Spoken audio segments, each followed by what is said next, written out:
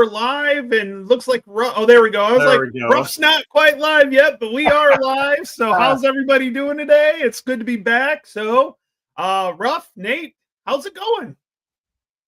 Hey, life is good. Having a good time. Glad to be back on the show again. This is great. I know we had a great first show. Yeah, a lot of people came out. It's awesome. So excited for this second show and to see what we get to discuss. It's gonna be a lot of fun. Yeah. We have got a sort of subject, I think, but we like to see what happens in the chat in case because they've got interesting things to say as well. So we'll take our leave. We would not be here if it wasn't for them. God bless them. All right. We've got quite a few. We already got 29 in here. So if I miss you, I do apologize. I'm going through. We've got a lot of people in here today. So I appreciate everybody coming in. Almost Solitaire. Good to see you again. Hey. Yeah. All the fireworks are going off over here as well. So wait a minute. It's not Guy Fawkes Day, is it? It's not Guy Fawkes Day. I know, but it falls sort of midweek. It's the 5th, isn't it? So we'll have some this weekend and next weekend, I think. Anyway, Lock and Load, Lockheim. Oh. Well, it was funny. I opened up my beer and it fizzed on me. I'm like, thank God I've got the counter that it started as the stream was going. I'm like, oh, thank God for that one. So, yep. Rob Allen's in. We got lots of people in. Thank you so much. I take it. I am very, very happy with that right there. No, it's been a good week, a good month. I did some fun stuff. I did a convention where I didn't get to play a whole lot of games, but I did get to meet up with some buddies. But I got to play a pretty fun game that I think y'all would be interested in. You were a bit Texan there. What? You are. Y'all, it's an easy way to say everybody, and it's very inclusive. Very southern term. Yeah. It's very inclusive. Oh, Blue Panthers! Oh, bless your heart. Yes, bless your heart. Yes, one of my favorite sayings now. So thank you for that. Hey, it's going to be a while. I'm going to have to keep up with this. These are going to keep coming in and everything like that. Welcome to my world last month. Crikey, it wouldn't stop. So good luck with that. All y'all need to take, trust me, when I'm teaching, it comes out. I think it's my grandma, because my grandma's from Tennessee. And remember, there's two terms. There's y'all, that's plural, and then there's yuns, which is singular. Don't confuse Ruff. He already looks confused as it is. Don't, because you don't say the proper words anyway. Yep. I saw between Dave and then, who was it? Somebody else was it from Thomas. There's a Thomas Harkless. He's from Detroit as well. Yes, I'm Toledo, so I'm suburb of Detroit. So, we're mini Detroit. Anyways, so I follow all Detroit sports, so that works out and everything like that. No, it's been a fun time. And Nate, have you gotten any gaming in? I did. I got actually, I will share. I played a little bit of. Let's see if I can pull this up. Oh, of course, it's not ready to go. Thanks. Yep. We're a professional business here. You got to be ready. No, I'm just kidding. Right. I played a little bit of Roma Victrix. This is the fall of the Tetrarchy scenario. So there's 4 factions in here, and it is a fun game. There are some things that, as a Roman historian, I get kind of like, but it's still it's a game, and it's fun, and I do enjoy it. It is fun. Also, I played a little bit of France 40, the sickle cut scenario. Oh, cool! And it's interesting. I went and did a lot of reading on it on BGG and Consim World, where there's a lot of talk, and even the designer and the developer have come on to talk about, people are discussing the balance. Can the Germans actually win in the sickle cut scenario as they did historically? And so they're still working through. There's some more optional rules that's coming out on what you can try, because it is very difficult, extremely difficult as the Germans to win the historical win. But still a fun game regardless. And yesterday was very excited to get in the newest from Gilbert Collins, the Kaiser Pisces Fleet. It looks like a great game. Really like the map and the counters and how yeah, they saw look. an unboxing of it. I forget who by, but yes, it looked really good. Very simple game, about 2 hours, 2-3 hours to play, something like that. Quite easy to solo. Oh yes, there's no hidden information. So that's it. That's it of me though. Did you get any new games in at all or anything like that, or just the Kaiju Sciences Fleet? I'm still waiting on. I've got stuff from GMT that I'm supposed to be getting, and a couple of things from Compass, but nothing's coming in yet. Except you know what I've done? I've cancelled them. I'm taking Tony's path. Really? Yeah, I'm thinking, where am I going to put this? Where am I going to put them for a start? And if I really want them, there's second chance games over here. So as you say, I've got enough. I have two on the pre-order. One is the GMT, the two of the pre-GMT. I've got the Seljukes, which is Just Regards. I didn't realize he designed that game, so I always like to support. Yep. I always like to support my fellow YouTubers and designers, so I did pick that one up. And then I also have the Unconditional Surrender, the Western campaign. Yeah, so the smaller one. I know I cancelled that because I haven't got the original one. I can always get it. Yeah. I mean, I've got things like Pacific Chase and the ones I really want. I'm keeping those. But as you say, if I was a Hindu, I'd have more for 2 or 3 lives. So come back and play them. But Ruff, what have you been playing? Well, I have been having great fun. It's a bloody nightmare with this. Ooh. Oh, Dunkirk? Yeah. Yeah. It's terrible. Not in a way. It's just terrible. Because you get a bad card. You have to turn the cards over for each turn. You get 17 cards for each turn. You get a bad one to start with. And the tanks are coming towards you, and eating you up as they go. Because if they get rid of you, there's a chance they'll move in and overrun you, sort of thing. And carry on. Just go. God dear. So I cancelled mine before they were charged. I think they were charged yesterday or Thursday. Yesterday. Yeah, yesterday or Thursday. You'll enjoy it, Nordic. It's like, oh no, Luftwaffe. The Luftwaffe come in and geez. What was the result? Did you get anything in though? Well, like anything new? No, anything new. No, I did get sent something from I think he's from Aussie and he watches this on the Sunday. I don't think he's in a chat now, but a retirement present. And you know how much I love my Panzer.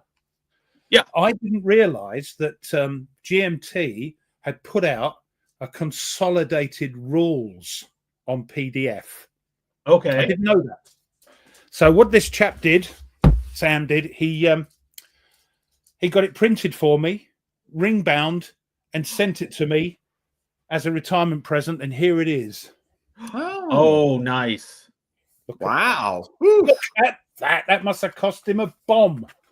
And I think they've tweaked some of the layouts and that. But yeah, everything from all 6. I'm telling you, anything that's more than about 20 or 30 pages needs to be ring bound anymore nowadays. Yeah, look at this. Look, it turned up, and it's like the only thing I can't see in there is the solo rules, solitaire rules. I might be wrong. Oh, okay. So it's in there. Those are in there too as well? No, I couldn't see them. If not, it doesn't matter though. They're in volume 4. But what you got? Yeah. Everything else is in here, and it's like, look at look at that. Every rule book needs to be ring bound nowadays. Yeah, it's just so. Thank you, Sam, for that, and all the way from Australia. So yeah, nice. That's the one thing I like about Lock and Load. Cheers. Well, I think they started it all off, and everybody. Yeah, I do. They did. They did start it all off. Yep. So, which is really. And then I've also anytime there's a series rules, like my OCS rules, I just send them someplace to get them ring bound and print it off and ring bound. So anything that has a large series rules cost an arm and a leg. Yeah, that should be because the paper isn't paper; it's like thin card. It's really quality. Which if it's 40 plus pages or historic wings, we put them. Yes, which I believe that there's a new release that from him, the Black Flight. Yeah, well, no, that's old hat. That is. He's got another one coming out today. Oh, it's today. It's today. It's been published, and it just so happens I've got the pictures here. So let's see if I can get this up. Hold on. Hold on. Will we do that? Blacklight Deluxe is all spiral bound. Oh, it's Very so nice. nice. It is so nice. Deploy the microscopes. Shut up. These are from Thomas. Ah. So that's being released today. I remember we were talking about this. Yeah, it got designed on this channel or in the war room, I think. And yeah. So it looks quite fun. You're basically trying to shoot down a drone is basically what you're trying to do. Yeah. With weapons that are not meant to do that. That's the best way I can describe it from Thomas. That's the way he described it to me.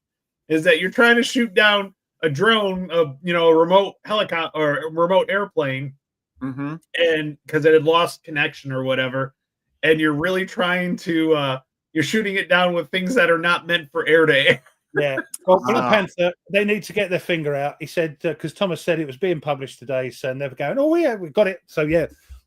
I'm only joking. Homedale is here, but it's not on the website. Yep. Gives a few more days and it will be available. Yeah. And the other thing is because there's no stopping this guy, Thomas. He's got a new air racing game coming out. It's playtesting this week, and it's miniature-based air racing with a 100th scale airplanes on little pylons that fly around the tabletop. You're joking, Thomas. Multiplayer, cards and dice, a lot of history in the skies. Air racing was huge. That was a huge thing. Yeah, I know that. Well, yeah, so that's coming out. More details to follow when Thomas gets them, but that's what he sent me.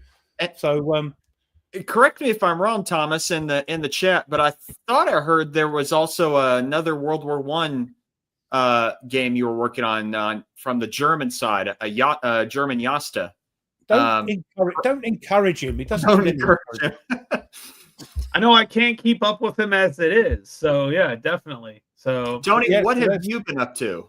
Well, a couple weekends ago, there was a small convention, kind of just a group of us that get together. We have a group on BGG, and they meet twice a year. The one's one in April with Mitch. I go in April down to St. Louis. Well, they moved it to Indianapolis this year, so it's a 3-hour drive. So I can leave Friday after school and spend the weekend and have a lot of fun. Ooh. But what I actually got to play, which is really cool, I did not get, I don't own it, but it's Legion of Honor. So what Legion of Honor is, it's be the French hero that you can be. So it is a role-playing, you are a part of Napoleon's army. You're like his upper, you start at like a sergeant or something along those lines. I think maybe lower, I can't remember. We started later on, so we were higher up. But basically, you play that role. So you have to compete in battles. You have to compete for Napoleon's honor. You have to get married to have influences. You have to have mistresses to help with the influences. And those mistresses could be your other co-players' wives. So, I mean, it was great. We played for about 5 hours. We we got far, but didn't get all the way through it or anything like that. But right when we ended, one of the guys that was playing actually got killed.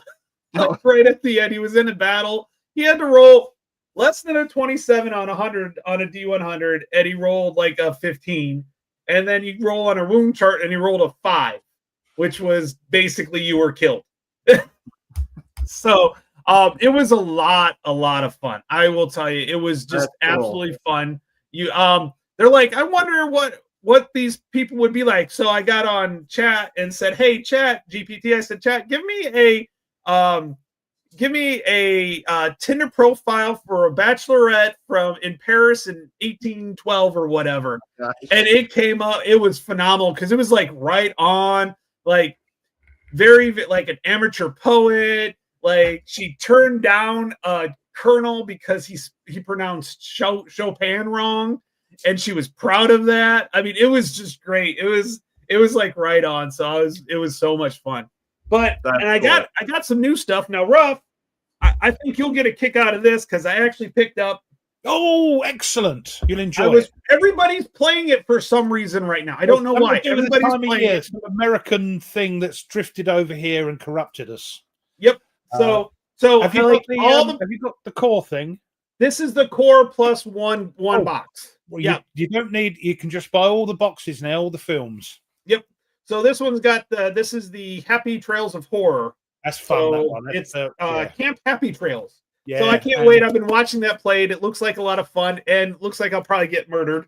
They're only about $20 a pop. Yeah, each film. They're not over expensive. You've got the starter kit, so to speak, with the dice. So the funny thing is, Nate, you'll probably recognize where I got that from. It's not focusing. Something exclusive. Oh, Barnes and Noble. Barnes and Noble has a huge game selection nowadays. They do. They really do. Yep. And then two of these I didn't pay for. I got as gifts. This one was from Stuka here. Oh, Stuka's here, yeah. And so is Ken. Well, this is funny because I know about this game because of Stuka.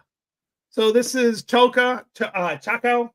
I'm going to mispronounce it, and I apologize, Stuka. You're American, so don't worry about it. This fine. Bolivia versus Paraguay, 1932 to 1935. Mitch gave me this one, which is really, really cool. Viper Dave, how's it going? And the other one I got, I won at that convention, which is Blue Game. Oh, nice. What's this? No, it's our hard-mounted. This thing's insanely heavy. They're hard-mounted maps. They're not the paper maps. And then this one I did buy, and this was kind of a... Sorry, can I just interrupt? Where's all this? I've taken a leaf out of your book saying, I'm not going to buy so many games. I want to play what I've got so I can learn how to play them. And look at you. Like I said, two of them I got for free. I didn't buy them. They were given to me. I didn't even ask for them. Mitch was in Czechoslovakia. I said, hey, would you mind getting me something from Czechoslovakia? Something small, nothing too expensive, just so I can have something. And what happened was he went to the mailbox and there was a check for $1 million in there. That's what happened. Well, see, Rob, you disappointed me. One I did pay for, which is Eagle Leader. Yeah, I mean, I love them, but they are rabbit holes that I don't want to go down anymore. You know, I picked up one expansion, and unfortunately, the cover's not on it. But it is the RAF expansion. So I got the RAF expansion. So you can't go wrong with that, you see. Nope. They have let's see, I'm just looking, they have tornadoes in here. And RAF and then the Luftwaffe expansion. So tornadoes? Tornadoes. Sorry. Tornadoes, yep. So I'm looking for that. Chaco, not taco. Yeah, I got it now. Thank you. I mean, yes. Great, but so he was showing. So Stuka was showing that off. That's and so that was pretty cool. And Mitch was. I think Mitch is like, yeah, this isn't my top. This isn't my thing. I'm just gonna send it to Tony. Get it off of my shelves. Sorry, who's that sent it to you? Mitch Land. You mean the designer? Yeah. Next War. Yeah. The Next War designer. Mitch. I'm still dropping name dropping names.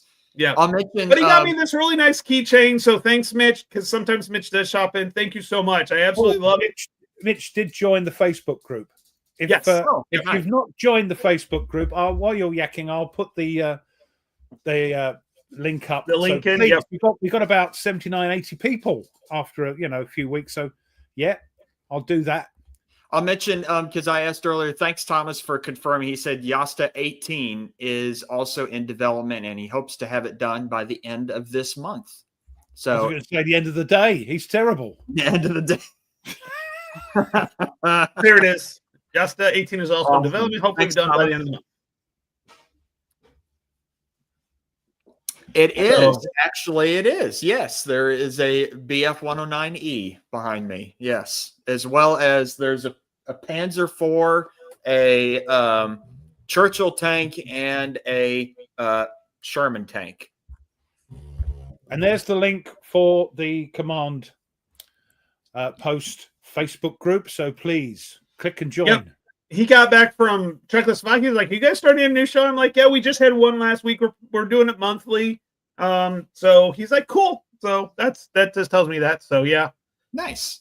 Yep. So Mitch is always good, and Mitch did say he would jump in if we wanted to play next war, Nate, because I know that's on your list you'd like to play. So he did say he would jump in and referee our game, make sure we're doing it right. Oh, it's all right. I don't want to play. Thomas, the hood. You are. We already did that, Ruff. We already had a. Well, he was in that. I should see if he's got a scenario that works for 3 people on whatever. Me and Mitch against you and Nate. That's what I like to see. Wipe the floor with you. The designers are usually the worst to play that. I know they are. It's like songwriters. The one who writes, we forget the words. It's terrible. I tell you what, I have 2 next war titles, and I'm okay with whichever one that you pick in turn, either Poland or Iran. That's the ones I have. Oh. Yeah, me and Ruff did Poland. We just did the basic game the one time, which was still fun. It's still fun. Even the basic game is still fun. Don't play the basic game. It is. It's good. It's fun. It's a great way to learn it. Yeah, you'll learn the basics on that. Yep. Yeah. So that's true, Mike. It did. It's up on the top of the shelf, but yeah, it went boom. God bless it. God bless it. So a request. A show on good excuses and tricks to get more games. I have to keep up with Tony. Or buy more games when he said he wasn't going to. Yes. Oh, I bought one. Tinker. One. The rest of two because I got Final Girl. But I can knock that out in an hour or less. So that was kind of why. You enjoy that. It's again another sort of frustratingly fun game. So November 7th to 14th is the MMP sale. New stuff or short supply stuff not on sale. Of course not. Okay. So let's see. I was just actually looking up to see if they have anything on the website about that, but I don't see anything yet. No. Well, Nordic said, "Is there a list of what's going on?" Yeah, that's what I was looking for, but I did not see anything. New Forest Chappie category solos in the chat. Category. Oh, hey. Yep. Oh, we're getting new people in. Oh my goodness. I'm scared now. Ruff, we're getting too big already. So just so sounds like we've had quite a bit of. We got some games. We've got some gaming in. I did start the 3rd scenario of Long Street Attacks, the Blind Swords, because I really do like that system. It's starting to be my go-to Civil War system for tactical, or something smaller along those lines, because I do like it. Plus, also, if you notice, Camp and Hexy have been playing it. Yeah, and Koyi, you're quite right. Sorry, because he's from my part of the world. Yes. Remember, I wanted to get Operation Doodah, wherever it was. The Mercury, Operation Mercury. Yeah, Operation Mercury. But they were selling it for like $30, but the postage was $95. So I thought, yeah. So actually, that was still a deal. Actually, that was still... but I just. No, I'm not paying overprice. You're doing an eBay. Oh, I understand. Yep. Doing an eBay. 3 times the price of the game, just to post it. Ka-ching, yeah. Mm-hmm. Wow. But there you go. That's why I can't do it. That's why I'm getting in a box, put myself on a trawler ship and coming over. I'm going to be an illegal. Let's not get into that. I almost made a comment that I should not have made, so I'm not going to. I will say I saw on the GMT newsletter that came out last week. Speaking of what we were talking about on last month on the show on the Ancient Wars series from GMT, Rise of the Roman Republic and Carthage, that Thunderbolt should be going to the printers in November. See, I will get that. I will get that soon. But I've got too many games I haven't played yet. So the other game I wanted to play, some chap, a guy called Paul Darcy is a YouTuber. He plays I like my sort of game, non-war game, but my sort of games.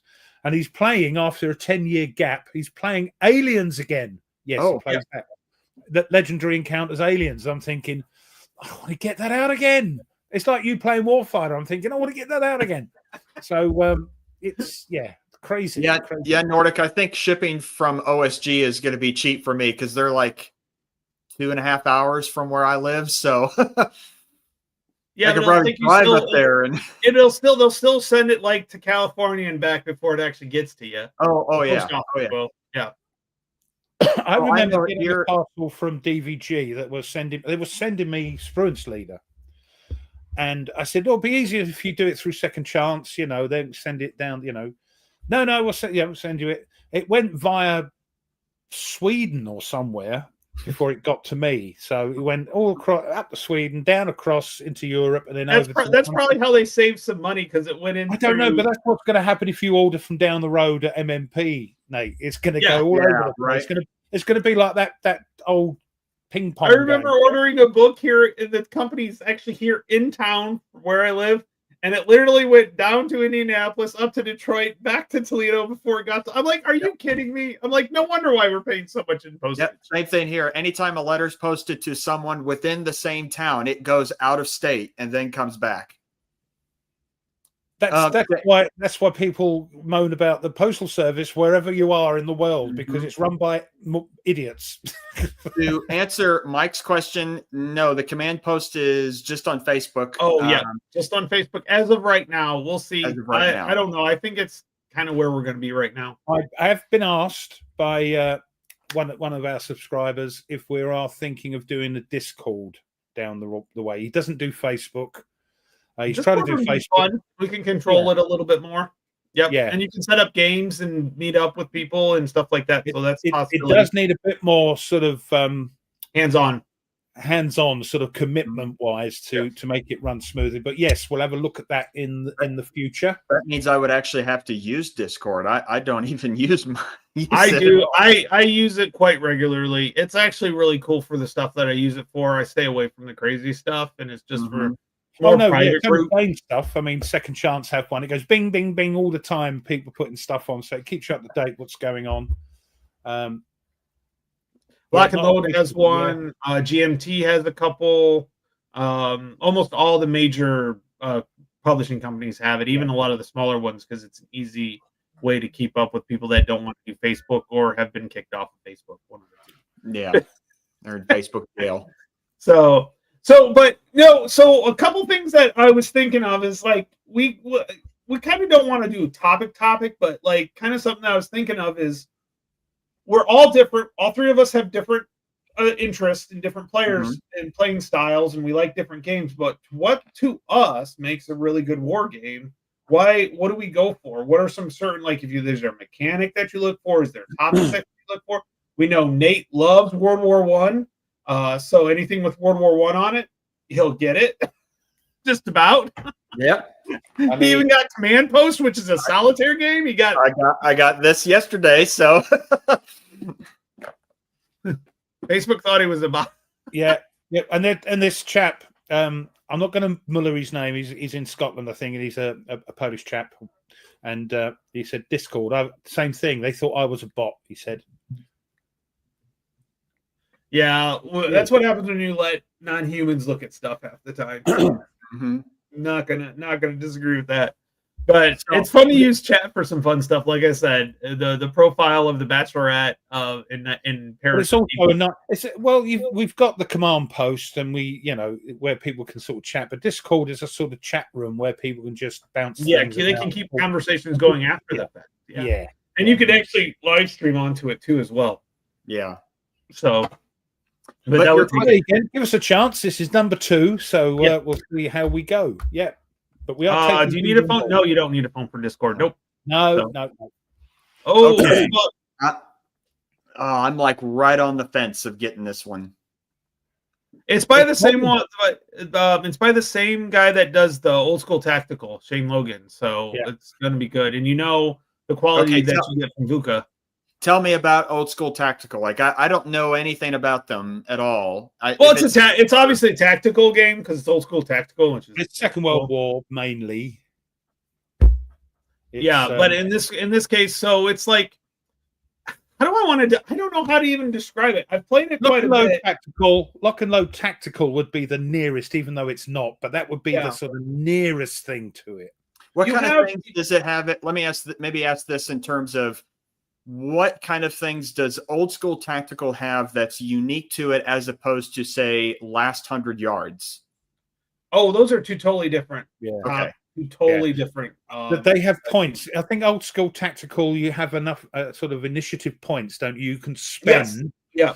And then when you've spent them, you can't do any more, but you can get more by doing certain things, or you might get less or whatever. So you have to pay for certain actions as you go through. Some are more than others. You roll for tactical points at the beginning of the turn, and then you use those up. Whoever has the most, it's their go. So if you have a big difference between you and the other player, you can go multiple times if you don't spend all your tactical points right away. So you can kind of build up something. But as soon as you get less, sounds like fighting formations. Similar, but not quite. Yeah. Okay. It's a little different because you can do whatever you want. Also, the one nice thing I like about it is you can activate the units twice. You can move and fire, or fire twice, or move twice. So you can actually activate it. The unit's not just done after you activate it one time. You do get to activate it multiple times before it is finished, which is kind of nice. The problem is that I've watched it at PunchCon. David White, who's a member here, he brought it along to teach someone. I was watching, and it looks fun.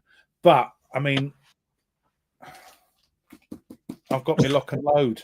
Yeah, and the boxes are insanely large for the old school tactical. They're like the extra large boxes. Yeah.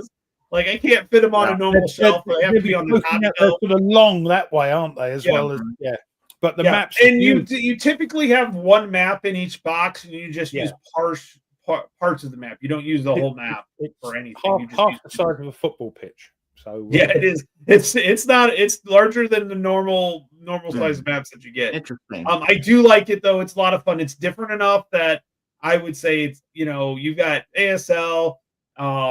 Is different.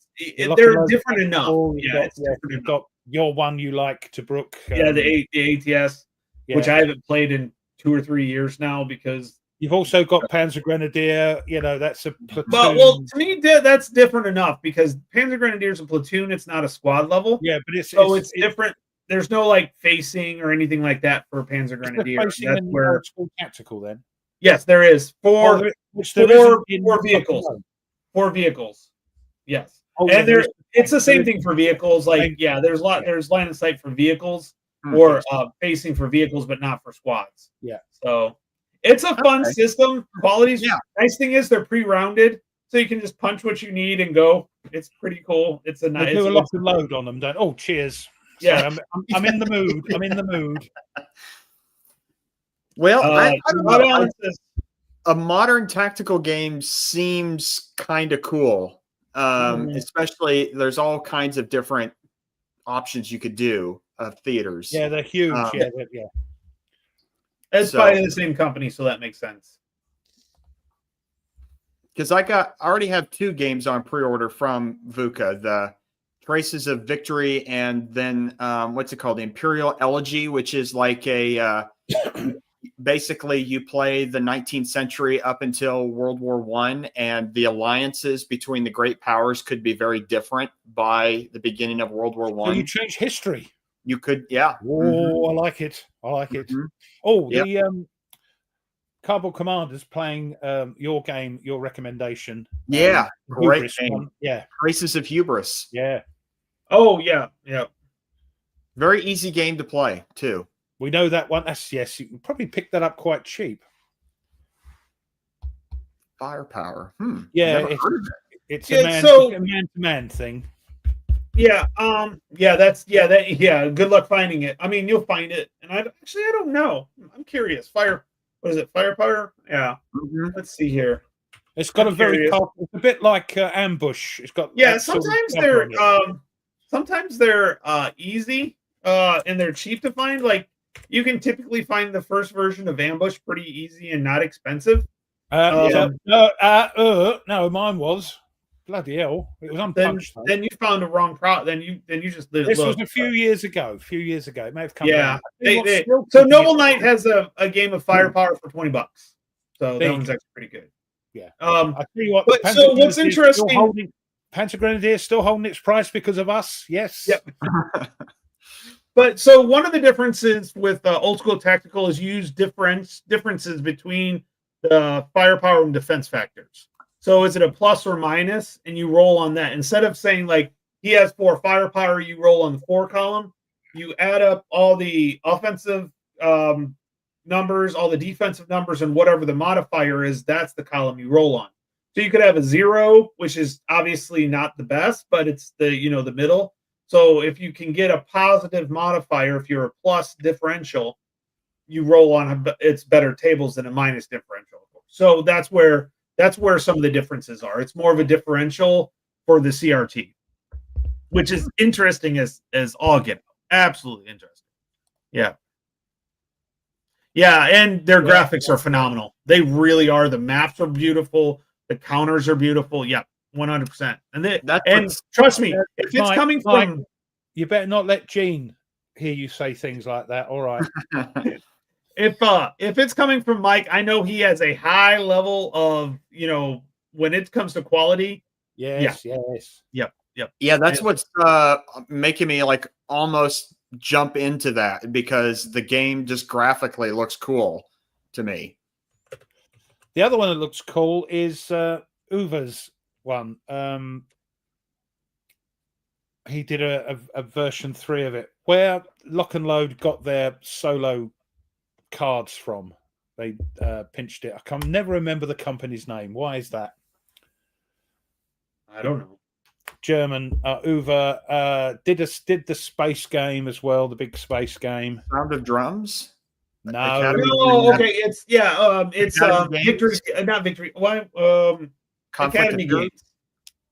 Which? It's Academy Games. Academy Games, yes. Yeah.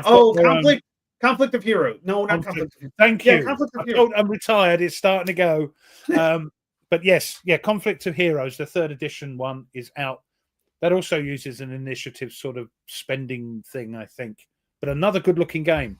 But again, I've got me Lock and Load. Cheers. I've got me Panzer Grenadier. So, how many more tactical games do you need? Well, one more, Ruff. Just one more. Yeah. I did hear that the what is it, Glory and Empire game from Lock and Load, the Napoleonic battle game. Yes. That designer has taken that series and he's formed his own company, and he's going to continue making those Napoleonic battle games, as well as he has a Napoleonic campaign series that he's also going to be working on as well. That's similar to the Operational Study Groups, OSG's campaigns game. So he's leaving Lock and Load to do it on his own now. Correct. Yep. I've still got to have a look through those. You see, I don't need any more games. I've got those as well. So it's crazy. Yep. That's the problem. Yes. Yeah. So one thing I do agree with him in the fact that I like tactical. I like all the games, but the tactical has a story usually. You can tell a story with it. You could literally write a novel or an after action report and tell a story about it. While if you're doing like an operational level game, you're looking at you're talking about, I moved this army and this army. There's not a person you can picture the squad. I've lost the division. Never mind. So yeah. Whereas you've lost Fred the BAR gunner. What are you going to do now? But see, for me though, I'm not big on tactical. I love operational and strategic. I know you're different. But you said that about solitaire games. Now look at you. I know it's true. Yeah, and I do like even in operational games, they tell for me they tell a story.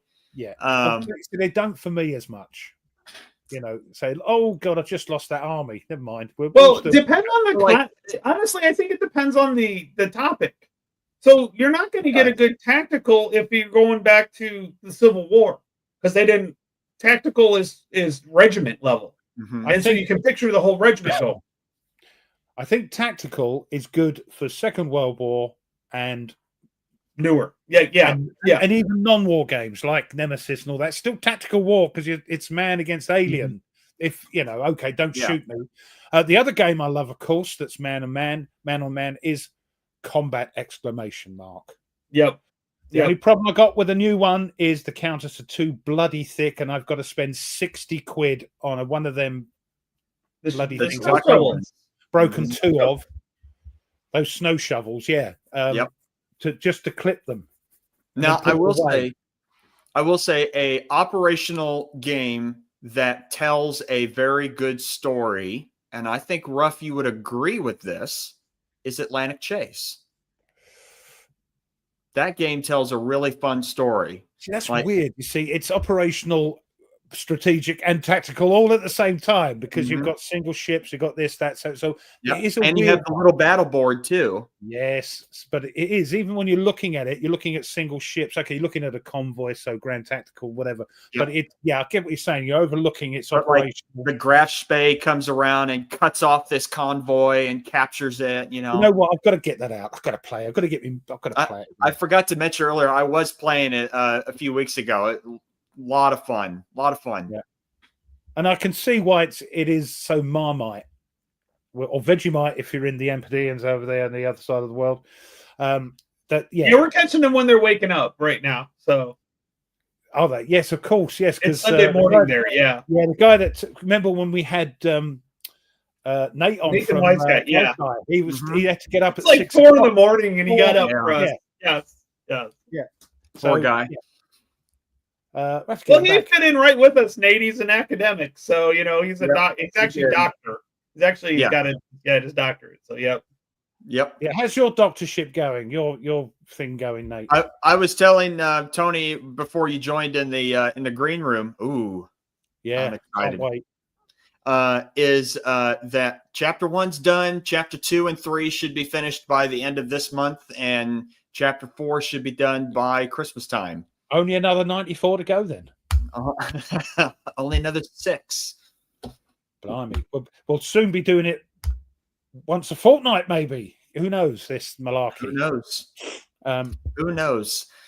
The future is ahead of us, and it beholds all kinds of manners of opportunity. The future is wibbly wobbly, and I like it. Because you can't tell. You can't tell what's going on. So we do have our this gentleman's from Australia. It's 6:44 there in the morning. Wow. He wakes up at 4:30. You're nuts. That's just why? Have you got a farm or something? I mean, I can understand it if you've got to get up and feed the sheep. Christoph mentioned something. It's more like me, yeah. Christoph mentioned something. I will agree. I'm not much of a tactical person, but Wolfpack does tell a good story in the game. Well, and so Mike, when he started this, he's like he wanted to create as most designers wanted to create a sub game that was more tactical than what was out there, and he succeeded leaps and bounds above that. So that game is just over here he's done it with knobs on. Yes. And that's not rude. Don't you start, you two. It's just an expression of you. He's got a new toy, folks, so watch out. Yes, he is a farmer, so of course he's getting up at 4:30. Yep. That's that. God bless you, sir. God bless you. Yep. Right. I mean, I like to get up before everybody else in the house gets up because it's quiet, and that's kind of nice. But that's Ian has a point, Ruff. If the future is wibbly wobbly, you've had too much. What did he say? Too much lock and load. Cheers. I'm almost out on mine. I'll have to go and get some more. It's 10 to 9 over here now, or 8:45. So I'm allowed to. It's the weekend. That's why I look forward to. Oh, great! That's right. He's got his box. I was like, you know what? I actually have nothing planned this weekend. It's probably the one. Oh, nice. This was like the first weekend. There's nothing planned at all, and I'm like, well, I am. You know what? This is what it's going to be like, folks. In the chat, it's going to be like that. We don't know when the next one is, and then Tony says, "Oh, November the 1st has come up. Do you want to do it?" And we go, "Yeah." So that's how it's going to be. That's how it's going to be. Yeah. But I'll tell you what. It was great. I was glad you guys were able to. Because I'm like, good. I can actually enjoy my weekend. I got started on another game. I'm like, because I totally forgot. I finished the Bloody Lane, the Solitaire Bloody Lane. Yes, you like that? Yes. It was close. I almost lost. If we would have had one more turn, I probably would have lost. And that's pretty good. So, and that was on like the regular, and there's like 3 more levels above that. And I'm like, oh. So I'm curious. I'm curious to ask you, both of you, is how do you go about picking the next game to play, especially when there's so many choices? Oh God.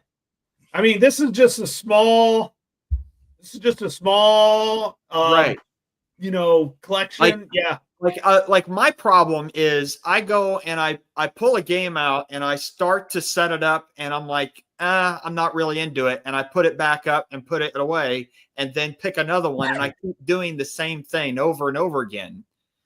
So I'm curious what both of you, how do you go about it? For me, one way is that Uncle Herman sends me a game because of my granddad Jock. And he was Scottish, my granddad. So, yeah, I've got lots of Scottish sort of heritage. You know, my granddad Jock, the guy on the boat that went up for a wee, got back, and the guy had taken his seat was no more. So that's why Herman was so thingy with that. He'd send me the game. So that's when somebody sends me a game. The other thing is when people play them, like Tony playing Warfighter. I'm thinking, oh. Yeah, and you got enough of Warfighter. You got enough Warfighter to play. Enough. I don't need Vietnam. I don't need the Mediterranean. I don't need North Africa. I got tons of the stuff for World War II. I thought that was required. Yeah, but you've got to stop, otherwise you go mad. And then this guy Paul Darcy playing Legendary Encounters Aliens. I'm thinking, oh God, it was a year since I played. I've got to get that out again. And then you're playing Trench Raid, and I'm thinking, everybody's going on about Trench Raid. And I'm thinking, oh, do I get it? No, I haven't got the room. So, yeah, I'm influenced very easily because of my OCD and I have this thing that Gaynor being a counsellor, she knows what it is. I have this impulse that when I get focused on something, that's it. Everything, all my efforts are focused on it, you know. Yeah. See, my issue is kind of like Christoph, where like I feeling what I want to play, but my problem is I just want to play them all, and you can't. You have to pick one for right that moment. It's weird because usually I try to figure out what I'm going to play next before I even start. No, I can't. If I think that, I think, oh, I'm going to put this away and play it. Yeah. No, you can't. I can't think like that because of the way my brain works. So I've actually been wanting to play more blind swords. And the only one I have clipped is Long Street Attacks. So I'm like, well, I'm just going to play the hell out of this one until I get good at it. Right. And honestly, I'm feeling more and more comfortable with it as I go through. I don't know if I really want to go to the full game. I kind of like the smaller scenarios. They're kind of fun and they're limited. And I think it might get too worldly. I don't know. You guys know what I'm trying to say? It's like too much. Unwieldy. Do you know unwieldy? Thank you very much. Yes, I speak English very well. The language is called, isn't it? What's the language called? It's called American. English. Called English. So there we go. Recipe case. Anyway, that's how about you pronounce that one? That is not English. That's not. No, that's not. Tenkatoisu. What's that? Do you see, Ruff, that you gave Historic Wings an idea for a game? Air America. You're a CIA pilot flying secret missions. How did an English chap give a designer a game called Air America? That sounds like Pan Am. And really, it's just a topic thing. It's like, what am I feeling like? Like I want to get into a lot more of the like. Yeah. And I really do want to play more. Like I want to play the games multiple times. Like I feel like I really do feel like we're missing out when we just stick to one game. Yeah, it's kind of one of those reasons why I kind of gone when I'm videoing now. It's all just solitaire games, and 2-player. I'll stream it if we're doing it 2-player. But like if I'm playing I'm playing the Blind Swords, I'm not recording that. I'm just playing it because I might make some notes and maybe I'll start doing video AARs instead. I'm afraid as I get older, it's more and more solitaire games that tweak the thingy, and I get more fun out of playing a 2-player game with playing it with you guys, real people. So I'd rather wait, like we played the Battles of the American Revolution. Yep. You can play it solo, but it's much more fun trying to outthink. Yeah. I'm starting to realize that with a lot of the games, it's a lot more fun with you can play them, and if you're playing them offline and just having fun. Great. I tend to return to like the same handful of games. Sorry, gotcha, Thomas. Right, gotcha. I keep returning to like the same handful of games that I know that like I already know the rule book. I don't really need to consult it. I could just jump right in and start playing it, and I enjoy it. And I'll go try a new one and then come back to an old one again, and then go try another new one, then come back to an old one.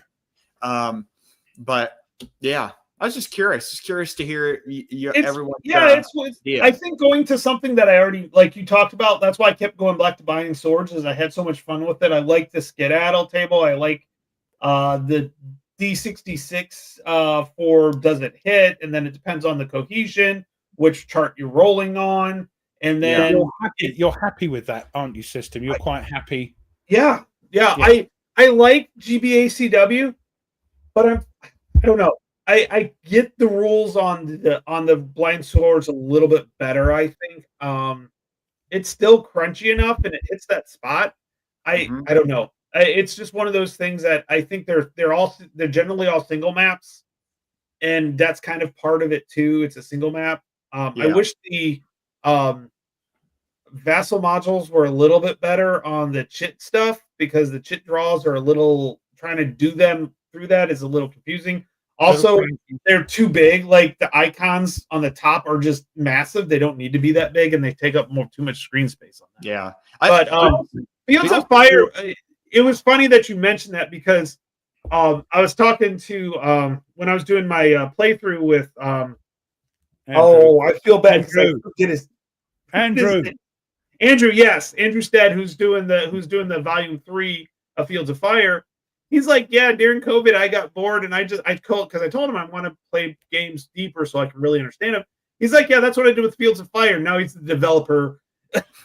What's annoyed me about that, a little weeny bit, is that they're doing a new P500 because it's sold out, yeah. And Andrew was saying, "Oh, we've tweaked a few bits. We've done this," and I go, "What? What does that mean? Does that mean I've got to buy some extra bits? You tinker." And they're always tweaking stuff on that type of thing. Next volume 3 looks fun. Yeah, I need to reach out to him again because I want to get back. They're doing the Falklands. If it's developed enough, I'd love to show the Falklands off because that's just, like I said, it's a weird topic, and typically any game with Falklands in it, I kind of want to get just because. I don't know what it is. It's very British. It's very British. Every Briton knows about the Falklands. Yeah, even if they just know. I'll defer to both of you. Fields of Fire just doesn't really interest me, unfortunately. But put me in the naughty corner. Yeah. Well, I am in the corner already. So. The other thing that worried me. Yeah. There we go. The other thing that worried me is when we played the Battles of the American Revolution with Mick. I realized how much I didn't. I thought I understood the game. I thought I knew the rules. I know. I realized how much I didn't know. That's the one thing playing with the designer. You get shown up if you don't know the rules. Stuka's not wrong on this comment. Stuka's not wrong on this comment at all. I feel like if I ever do one, I'm going to just play it and just say, look, read the rule book. This is me playing it. So I feel like if you have a game where no one is really playing it correctly or no one can quite understand it, then you might need to simplify it more. It's one of those things. Yeah. Well, it's one of those things. Once you get it, you're like, oh, this is actually pretty cool. But is it really he's going to go to law school. Is the juice as the lawyer? is for that game is the juice really worth the squeeze? Yes. Yes, it is. It really is. Once if you take the time to get into it and you do it a couple times, there is a awesome story. Now, one of the things is I think it's more tactical in essence. It's a very, very tactical game. Very, very tactical. And I think that's probably why it doesn't like resonate with you, because you're not as much on the tactical, that type of level tactical. And the map doesn't help, does it? No, there's no map. I love a good map. It's a good map. What's fun about it? You make the map every time you play it. Just saying that Koyi was going, now where's the subject? We're not really having a set subject. We're talking about things, like we said, what draws us into games, and we're talking about that. So, we're not going to be doing, because look at Ardy. Ardy's having trouble, and he's nicking our topics, so it's hard thinking of a topic every time. So we just sort of give this sort of generalized thing, and people, especially when we were doing it week after week. Yes. Yeah, that was. It's like, what do I talk about now? So I kind of like the month or maybe fortnight, and I'll throw the British term out there for every 2 weeks. I kind of like that. I think we should bring that back. But Nate, I think that's our jobs as Americans, to bring loose subjects, that we can move about and talk about banana sandwiches and bourbon. No, joking. Nordic growlers. Nordic, you are not wrong. No, Corey, I was only joking, mate. It's okay. It's okay. Library and Napoleonic battles do have great maps. The one I would, there is actually one. No. I know it's hard to get up subject. And I'm going to mispronounce it as well. It's fishes, and that's the most ridiculous. I know it's not that. It's whatever, but that's kind of like an intro one. It's a small one. It's like a one mapper. And it's relatively inexpensive. You just have to download the rules. They don't give you a printout of that. But have you played it yet? What? Have you played it yet? No, it's on my list. Oh, all right. My reading list is as bad as my game list. That's like I have one OSG game that it's still sitting on the shelf, clipped and ready to go. I haven't played it yet. The Napoleon Invades Piedmont. And Meandering Mike, yes, this is a hangout place, and people want to bring up a topic, or we've got a sort of topic, we talk about it. Yeah, of course, like no problem. Yeah, no, it's cool. We're talking about what games. So, is there a mechanic that you guys like? Like, we've played enough now. Like, we've played enough games that there's hardly anything new out there now. BCS was the one thing that was way different than I've ever played. Not played that, so I can't comment on that. Yeah, and I'm still trying to wrap my head around it. It's I don't know. It's now Nordic. Okay, Nordic. I'll give you an option here. Should I play Napoleonic OSG games first or GBOH first? GBOH. I have Great Battles of Julius Caesar already clipped and ready to go. Ooh. Did you end up with a big gigantic like forearm like Popeye? Oh, yeah, that's right. Yeah, Popeye. Do you have Popeye? That's right. Popeye forearms. Yeah. So I love it. He's like big on the forearms, but no bicep. No, biceps. not at all. Yeah. He's like, yeah. That's us. That's our hands going through. Nordic says library. So you do have one. You do have one of the OSG games. I do have one. Bigger table. Yeah. I could put both out, but my brain might be fried trying to do both. No. GBO. He says it can wait. Maybe in the future. He's telling me the Romans can wait? Like, that's just wild. I'm shocked. Ask the Germanic tribes about that. I don't think. Yeah. maybe in the future, the three of us can play a GBOH. That's actually not hard to play as a group game, or because you can split off the different leaders and stuff. Is there a 3-sided game in Men of Iron? No, that I know of. I'll look. I'll reach out. I'll reach out. No, as a new job. It doesn't matter. You just give one battle. Well, that's battles, true. Don't you? Just give a battle to somebody. Yeah. And that's them, Yeah. We'll do that. True. Yeah. Yeah, because then you could really get into it. Then you could really like suss it out and stuff like that. So yeah. Have you either of you played in the Norman Conquest one, the Battle of Hastings? Have not played the Battle of Hastings. Did we play one? Didn't we? Didn't we play one of the Norman You played Conquest Stamford ones? Bridge. Yes, Stamford Bridge. Yes, Yeah, yes, that's right. Yes, have not played Hastings. I played Hastings Solitaire. A lot of fun. With Men of Iron, yeah. Mm-hmm. It's great. It's great solitaire. Yep.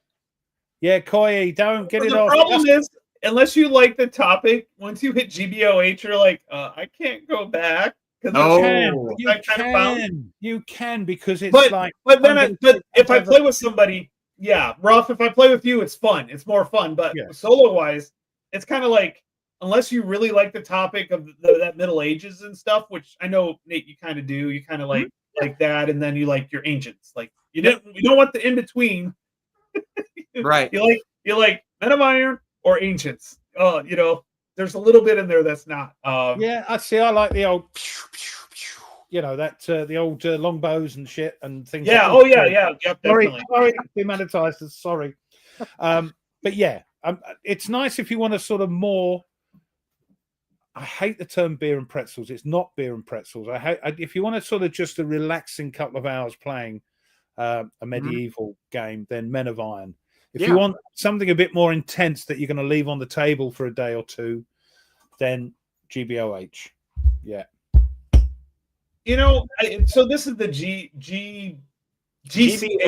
I want to make sure I get the right one. GCACW, excuse me. GCACW. I really do enjoy that, but the battle system was funky for me.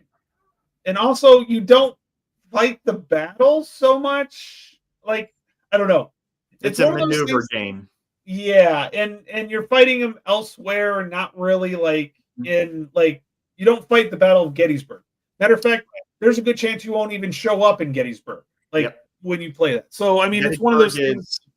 What, 3 hexes on the map? Yeah, and here in other ones, but that's the operational compared to. So have you played the GCACW, Nate? Mm-hmm. So do you like it, don't you?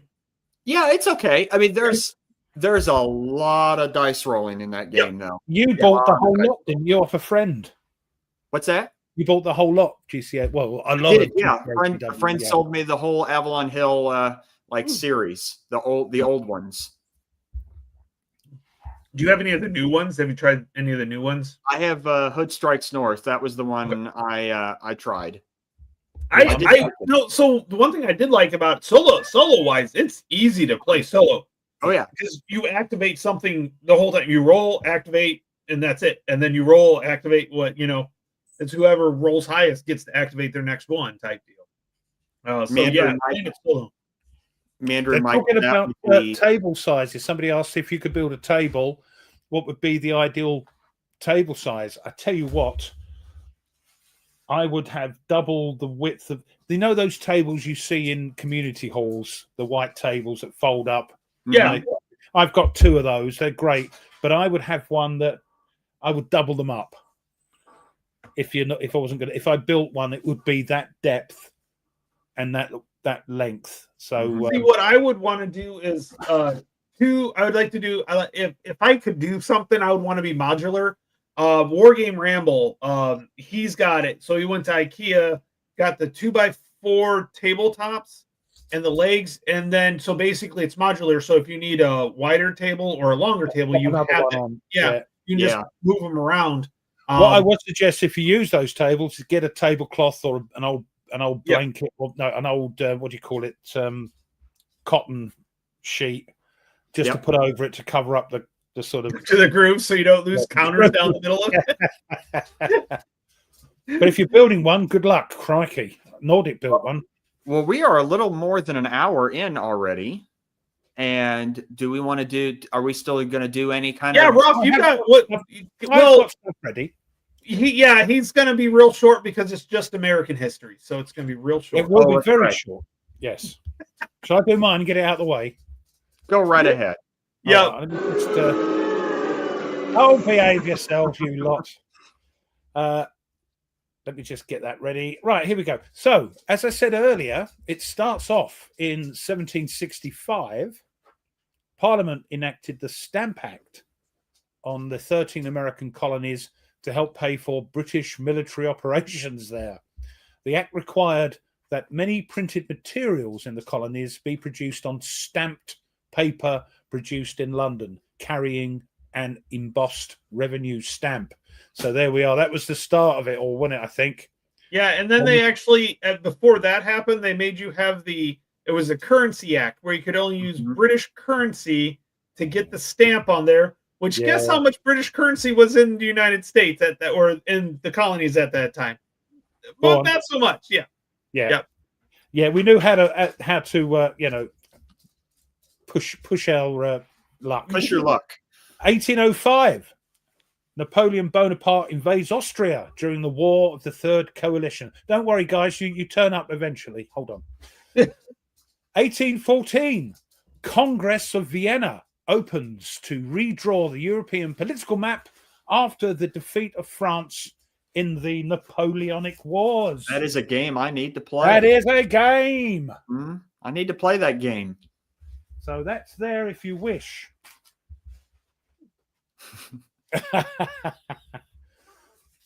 We've got 1861. Here we go.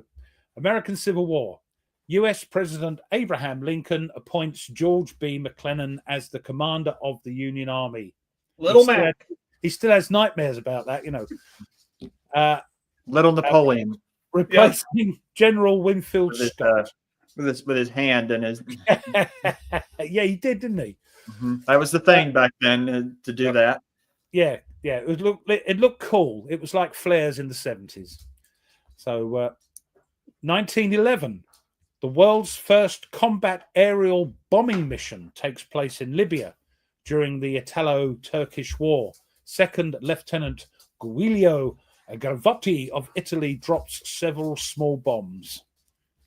And again, in the World War I, 1914, the Royal Navy suffered its first defeat of the war with Germany at the Battle of Coronel, fought off the western coast of Chile.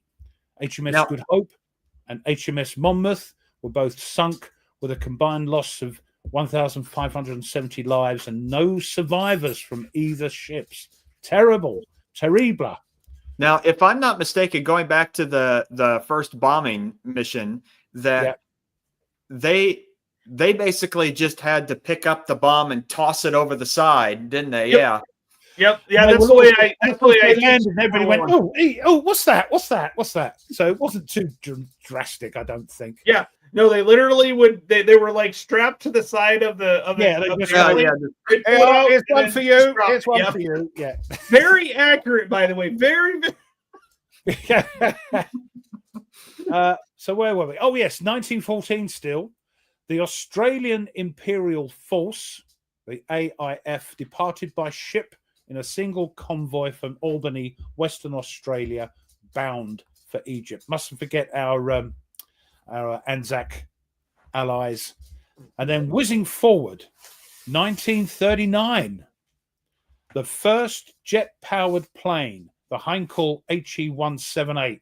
Thank goodness they didn't take this further in 1939, otherwise it may have been a very different matter. It's demonstrated to officials of the Reich Air Ministry for their consideration as a warplane.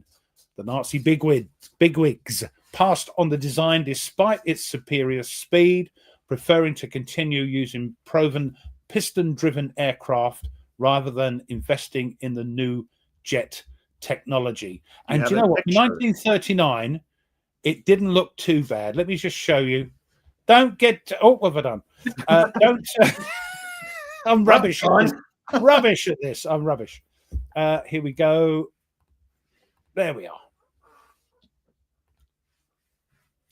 Let's make that a bit bigger, shall we? Let's. That's not too bad. It doesn't look too. It looks pretty good for 1939. If that had happened and they'd gone, yeah, let's go for it, it may have been a completely different thing in 1939. It reminds me of the F-86 Sabre, with you're right. Yes, you're right. Yeah, with this big hole in the front. Yeah. Mm-hmm. So there we go. All right, See you Charlie, later. Commander, see See ya. you later. So there we are, and we're just finishing off a couple more. World War II, Matanikau offensive began during the Guadalcanal campaign and ends 3 days later with an American victory. So there we go. And 1943, you guys again, the Aussies, the 3rd Marine Division, United States Marines landing on Bougainville in the Solomon Islands, secures a beachhead leading that night to a naval clash at the Battle of Empress Augustus Bay. And this game you can get from Lock and Load. Actually, I think that's Blue Panther now. I think Blue Panther puts that out now. Right. Okay. But it's because just because I remember Dave talking about that. See, I gotta pull. Yeah. Hey, Blue Panther, if you're still on, say yes or no to me. Make sure I'm right. Oh, he's just making it up. I think you're right. I think we'll put the production over to Blue Panther. Mm-hmm. And lastly, we're going to finish on a high. Oh, by the way, Bougainville did have the Aussies as well. Don't forget them. I'll get told off though. They were there as well. And yes, it is on Blue Panther. Ah, right. Okay. Right. And if you're curious, Control C. Here is the link to Blue Panther. I'm trying to suck up to Blue Panther for some free games. I'm gonna be honest with you. You tart. There's so much I want out of their printing. Like they do really good job. Good stuff. And lastly, we're going to finish on a high note, a nice happy note for the thing. 1945, it was announced that all available evidence supported the theory that German Führer Adolf Hitler had committed suicide in Berlin. So a happy note to finish with. All right. Go. There we go. All right. So there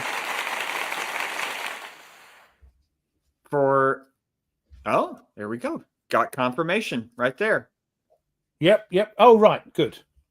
Again, unfortunately, it's a good little game, but it's there's hidden info from the old dastardly Japanese.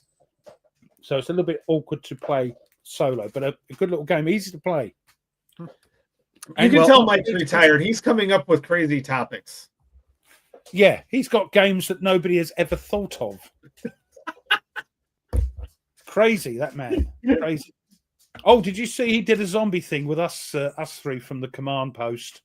And him and I missed that. I saw he did some stuff. And Whiskey Charlie. So, yeah. Oh, that's cool. I did not see that. That's cool. Now it's on his channel. So for my Nate's notes, I thought I would show this book, Romans at War. Well, we got enough people that like Rome. Yeah. And I think you're converting these people into ancients player. They're like, the history is an immense history. So, yes. Except for Nordic, because he likes Napoleon better. Right. So. Which just shocks me. But still, it's kind of like tactical games. How many more Ancients games do you need? Just one more. Just one more. No, don't work like that. No. Excellent book. Profusely illustrated throughout, and excellent scholarship, and very good historian. So, if you are interested, Romans at War, Simon Elliott. This is I found this on Amazon. I don't know how much it is now, but excellent book. Do enjoy it. Covers it all the way from the Republican days all the way through to the end of the Empire and a little bit afterwards. So that's Nate's notes. All right, I'm going to verify some information real quick. I know Mike's on here, so we might be able to, but I think you can still order the P500s that were just charged. Oh, geez. The next. You're yodeling there, Tony. Yodeling. For the next, so that's Italy 43, which goes along with Salerno 43. Next War Taiwan 2nd edition. And the one which is the Seljuk, the Byzantine Besieged. Nate, pull a book off of that. That was designed by Justagard. If you do not know about his channel, please go take a look at him. Let me pull it up real quick. He's another young wargamer. I hate him. He's young. Yeah, I know. I'm scared because he's so young. Yeah.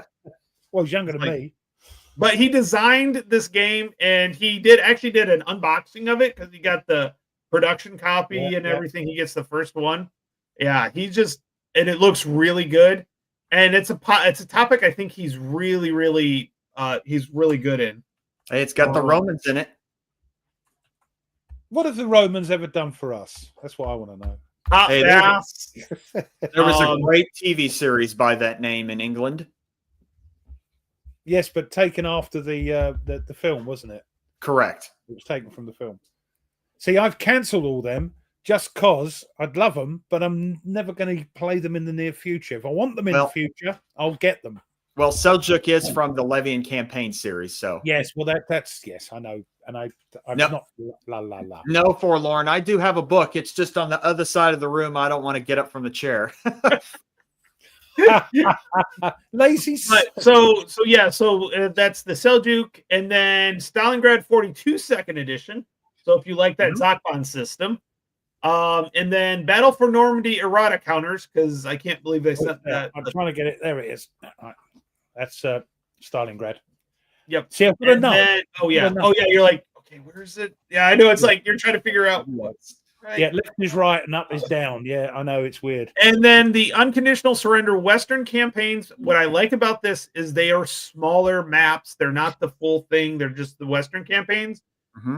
So there's a France map and a Poland map. Yeah. So again, an Italy map. Is there an Italy? There is an Italy map. Yeah. Okay. That's the first time I've done it. Is cancel P500s just cause I'm using my brain now that I'm never going to play them in the near future. So if let's put it this way, there's 6 8.5 and 11 8.5 by 11 maps. So doesn't matter. I haven't played the Czechoslovakia one yet, which is only that big. It does also have the like a rule book that strips out a lot of the things that you would need for the strategic game that doesn't really apply.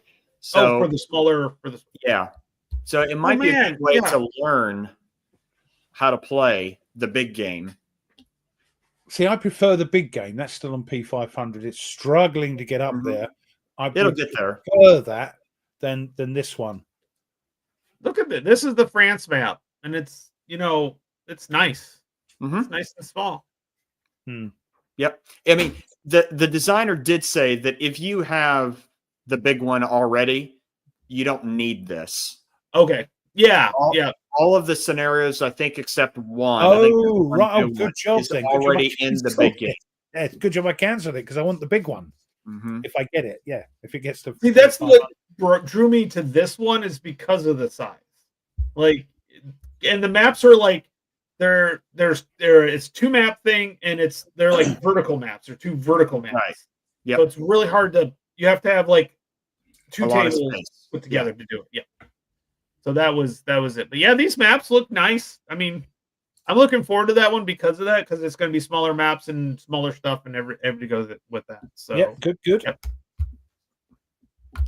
See, Meander and Mike, he's got books on Roman roads. Excellent. Yeah, he's got the man is demented. He's got everything. You just name a subject, and he's got it.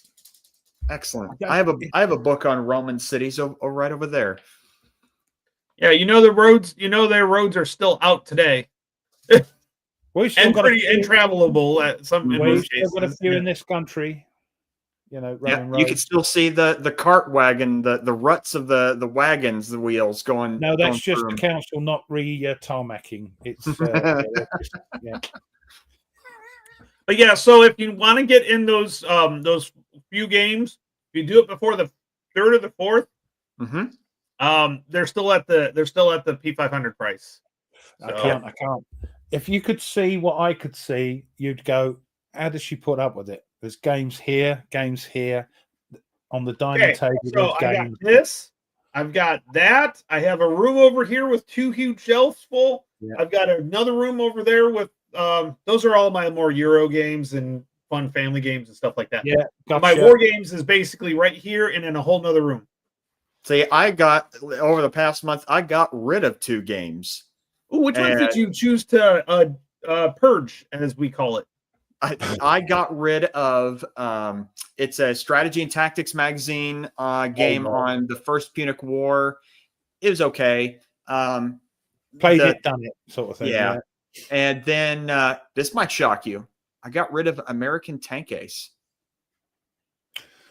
I can see that. I can see that because it's those sort of on rails, sort of Greg Smith games are not for everyone. But you bought another Greg Smith game. Is the boat one different? Is that boat one different? That's what's his name, isn't it? That's not Greg Smith. Kaiser's High Seas Fleet. Yeah. No, that's Gilbert Collins. Gilbert. Okay. For some reason, Canadian, the Canuck. Yeah. Yeah.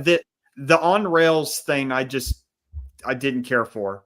See, I didn't narrative style game. Basically. I mean, the idea of commanding a tank is cool, but just the game didn't speak to me. These are great. The sub games, I know Mike's game is a much more complex involved, but for a quick sort of narrative game, if I want a tank game, I've got Patton's Best, which I think is a more involved game. I didn't want to get there's more to it. Yeah. Yep. Yeah, I thought about British Tank Ace, but I thought if I didn't like American Tank Ace, then most likely I'm not going to like Japanese Tank Ace or Ethiopian Tank Ace. You're not going to like any of them, are you? Let's be honest. Italian Tank and then you won one. Let us know how you get on. I mean, I'm not. They're great games. Greg's games are great. Yeah. But they are the narrative style games, so that's the way it goes. Yeah. Although I would honestly say the World War I Ace, that one's a little bit more involved. Yes, I've got to play that as well. See, it's another game I've got to play. That's a little bit more involved. It is still somewhat narrative, but there's a lot more choices to it. Cards, you've got bits going on with that. So yeah. Oh, yep. 100%. We need to play Tank Duel with Nate. Yes, I'll play that. Yes, yep. You'll like that one. You'll like that one, Nate. People, great. Oh, Western Front Ace. Thank you. Western Front Ace. Yeah. Isn't Tank Duel on the P500? I don't know. I think some of the expansions might be. Yep, it is. There it is. Oh, there we go. Right. Second printing, $59. It has 228 orders today. Oh, see, there you go, Nate. You need Raiders of the Deep. It's a World War I game. Sub one. That's just that's inspired by Greg Smith. It's not done by Greg Smith. It's inspired by his series of games. It is. It's essentially the same game, just World War I. Yeah, that's why I haven't got it. But yeah, so let's see. I'm looking at this. I love narrative-driven games, but I don't like on-rails narratives. I would rather have a narrative naturally come up through what I do in the game, as opposed to, okay, now this and this and this and this and this. Which is what you get with tactical games, in my opinion, is what you get, because it's that a lot of them aren't on rails. When I play those, I know what I'm getting. I know what I'm doing, and I settle down and get the story in my head. Like when I did the videos of them, they're one of the most watched videos on my channel. Yeah, people love them because it tells a story. It tells a story. It tells a story. Yeah, on its own. Yeah, and you don't have to write it down. It just happens in your head. And I'm saying, oh, they're off to the Mediterranean. They're sitting on top of the sub, getting a bit of a suntan, and then next thing you know, the sun. And I still need. Excuse me. Let me back up. I still remember when both of you and Jester did the Hunters Challenge. We can't. Yeah, didn't you win that one, Ralph? You won that one. More by luck than judgment, I think. That whole game is luck and judgment. It is just such a. It is a legend game. The other one I like to get is William saying Picket Duty. I'd like to try that. That's quite involved. Okay, Ian asked a question about Trench Raid. Is that on rails? I felt no. I did not feel that because you get to choose where in no man's land are you going, and you don't know what's there. Yeah. So you get to make your own path, and you still have to roll on what's out there, so you don't know. But it's each time it's different, and I like that. Picket Duty was good. It's one of those things that, there's agency in some. Oh, you've got this, haven't you? I enjoyed it. It was fun. you just wait for a plane to hit you and then you fix it. Then you try to figure out which way they're coming to put the guns, and you're trying to shoot the kamikazes down before they reach your destroyer. But you've got lots of things going on. You've got like the engine room. You've got this going on. You've got this. You've got lots of things to look after. Yeah, and certain fires will keep going. Yeah. What's interesting is we went to Charleston, South Carolina. They have the Yorktown and the Laffey there. The Laffey was, was that the one that got hit by like? It's like a large number of kamikazes, and the fact that it survived. Yeah. You see the insane, videos, but they go skiing across the deck, and all that. Yeah, crazy. But if I want something like that, like, because they're easy games generally, there's not a whole lot to them. And if I just want to sit down and have a story told to me that I don't know yet, that's what those narrative on rail kind of games are. So yeah, I have no problem with them. I love them for when I want to play them. Yeah. Yep. Yeah, Tank Duel is so much fun. We had Nerd Workshop on fire for months because it took us a while to get all back there. Oh, 22 planes. Thank you. I knew it was a lot. Yes. Yep. Oh, there's also a game called US. Hey, Eve's here. Hey. Isn't there? Oh, Eves is here. Yep. Oh, yeah, no worries. No worries. No, it's fine. You're here. There is a game called USS Leffrey, which is a dice game where you're throwing dice and putting them on. It's like a roll and write game. Okay. Put on, about the USS Leffrey. Now, I will say, if Greg Smith ends up doing a type of Greg Smith game that involves Roman legions, I will probably jump at that. Can you imagine if there was like a Roman legionary commander game or something like that? Yeah, but they get to the top of the hill, look down, and go, "There's too many of them. Let's go, guys. Go to the bar." Them Romans ain't gonna fight to the death. They go, "No, okay, you got that one." No, we're done. Back to the fort, boys. Yeah, let's get the immediate. What you would have to do is have to do something Roman tide or legionary tide. Yeah. Yeah. What you would have to really do is something along, if you did a solitaire game like that, you'd have to go from the other side. You'd have to be like the Germanic tribes or the Gaulish tribes surviving. Can you survive? Oh, the attacks from like a States of Siege game. It's kind of like a States of Siege, because when you ever look at generally when you look at a solitaire game, they take it from the losing side.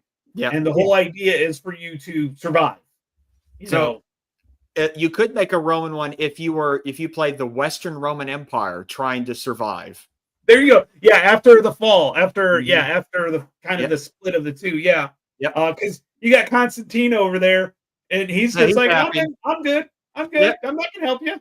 Actually, he did. He sent Basilius over to help, but that didn't last very long. No. So Charles didn't have much luck with the old sub games, but that's the point of it, isn't it? You try again.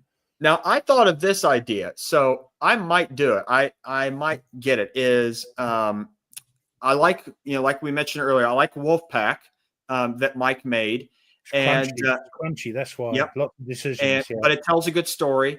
I do like, though, because I like operational level, kind of the bigger view of things, is I thought about combining it with, there is an old strategy and tactics solitaire game called Wolfpack. Yes. And that is yes. And I thought about kind of playing that, and then when you meet a convoy, you go to the other Wolfpack game and you play out like RAF. A bit like RAF and Skies Above Britain. Yes. Yeah. I thought about getting that and trying that out. Mike would do that because he's bonkers. He did it with Skies Above Britain and his game Wolf, and RAF. So yes, bonkers. Yeah, that's fair enough, Mike. Yeah, I agree. Yeah. But after a while, definitely. Yep. Yeah, you don't play them constantly. You think, I just want something. I'm going to play this. I want to see, and you have to name your people and all that sort of thing. You do have the Fall of Rome, the pandemic game, the Fall of Rome. That's true. That is true. There's also a Settlers version, Settlers of Catan version of the Fall of Rome. Is there really? That doesn't surprise me, by the way. That does not surprise me. Is there a Ticket to Ride Roman version? See, I'm sure Romans that would be cool. Actually, isn't there was one that was in a C3I magazine, something about like Teutoburg. It was like a big dice chucking game. I forgot the name of it. It's kind of one of the games that was included with the game in the C3I magazine. We're teaching our non-English speakers how to speak American. No, the doddle is a British term. When something's a doddle, it means it's British, easy. American. Do you use doddle? It means it's we use doddle, but not in the way you guys do. No. When something's a doddle, it means it's easy. Mm. No, usually a doddle is somebody's dawdling around. Or no. That means fart arsing around. That is. Oh, well, I mean, I've heard the term like someone's fiddle farting around. Yeah, no, fart arsing. See, okay. This is it. No, a doddle. If something's a doddle, it's easy. So there we go. Rome Fate. I don't remember that one. Yeah, that's what one games did. Rome Fate, Fate, and of an Empire. Now, I mean, I have like in my head, I have like 2 Roman games that I would want to make after PhD's finished. Mm-hmm. I'm not going to say what they are because I don't want anybody to take my idea. No. But I pull out every once in a while. I go use other components from different games and tinker around. Oh, you are a tinker if you're doing that. That's good. Is it Caesar Leader? Ooh, that would be cool. That would be those cards. Yeah, that would be neat. I'd get that. Yeah, see, yeah, yeah. See, that's the Americanized. Yeah, fart arsing. You see, it's just you stop fart arsing. Yeah, ours. We have a little bit less swears in our common language than depending. Like, yeah. We remember, we've got a lot of the old, whatchamacallit, Anglo-Saxon stuff. There is no general Nordic, because dawdling. Yeah. Oh, I was thinking of dawdling. Yes, dawdling, not doodling. Yeah, you're right. You're right. Thanks, Mike. There is no general Nordic because Nordic went over to the Napoleonic side now. So slow horses. Yeah. But yeah, no, and I've had some games for that too. Game ideas. I just don't know where to go with. Like, how do you even start? Like, it's like I just don't know. Yeah, I've got a couple ideas for some solitaire stuff, and I just don't even know where to start. Like, that's one of my biggest issues. And you know what? I have friends that are designers that would gladly help me, and I've yet to reach out to them, and that's my fault because I wouldn't know where. I've got friends that are designers. I have not played that game. I haven't. Have you played it? Appeal to me. It just didn't appeal. Weird, isn't it? My loss. No, I have not played it, but they have fun cards on them. They look good. Cards look good.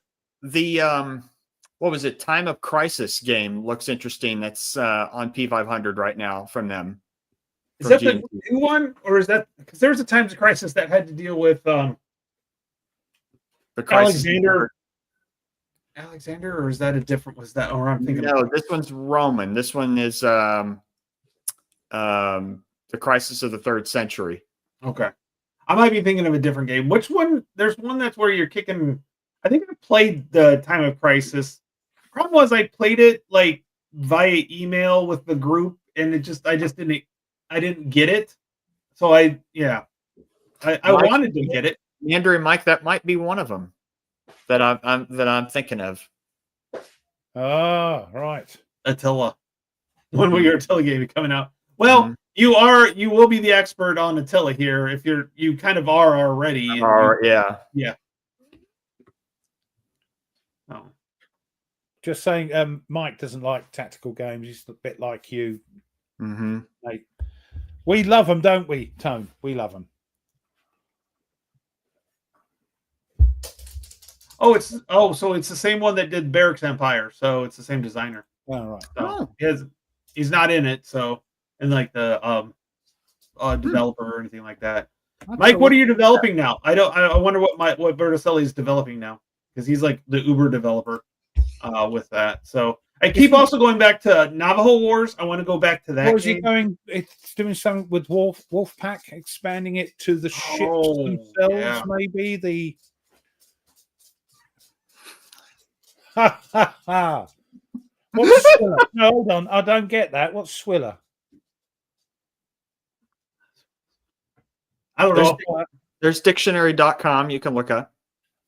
Well, no, if it's an American word, please tell me. It won't be in an English dictionary. Well, you wouldn't. I mean, do you know the number one word on dictionary.com now is for 2025? No. It's the Gen Z term 6'7". 6'7". Which just means nothing. I mean, it doesn't mean anything. It's just a throwaway word. Oh, okay. And that's, wait a minute. What did you challenge me to? I don't remember. Probably designing something, obviously. Oh, okay. See, like 6'7". Yep. Someday. So just Swiller means just to neck beers, yeah? Neck.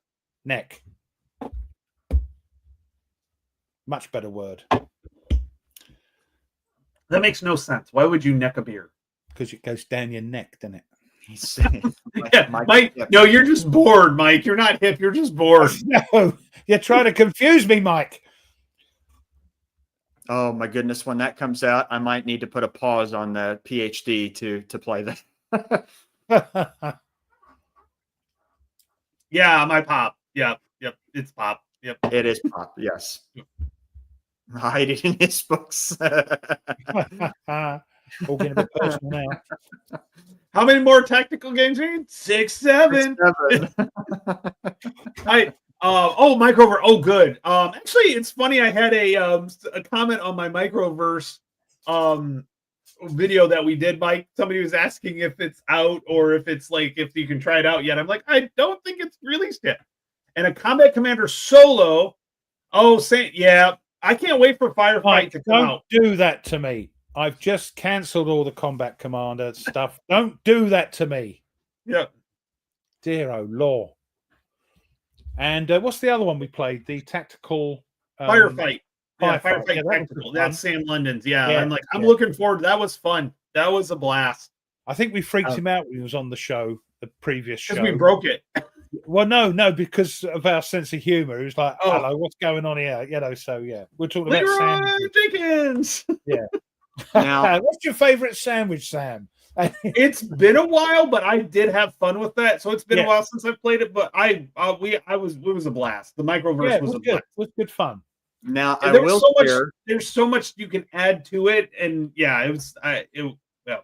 my problem is there's probably more to add. It's kind of like so somebody was playing at the con. Somebody was playing the Space Empires 4X, and he had all of them.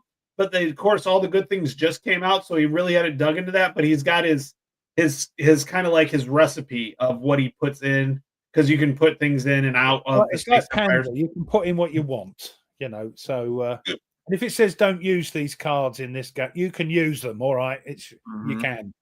So, loved it. Loved it.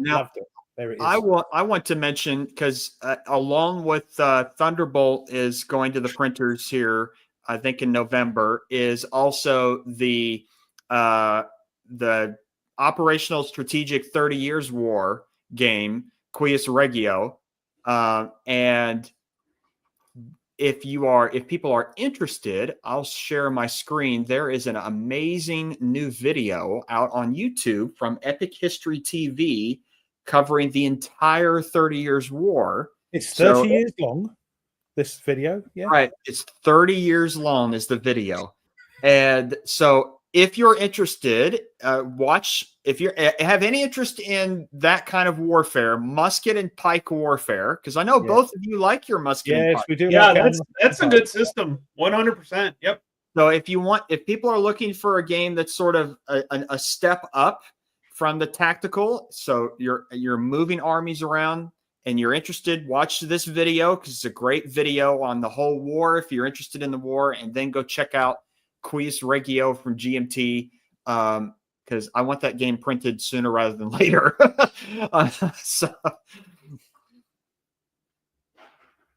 Yes, it's very, very good video, Matthew. Very, very good. I'm debating on whether to get the I Napoleon. Like, I was worried it was going to be. I was worried it was going to be samey, but from what I hear, it's not. So I'm kind of curious on that one. I heard it's really good, especially getting into it. I didn't care for I Napoleon. Okay, you had it?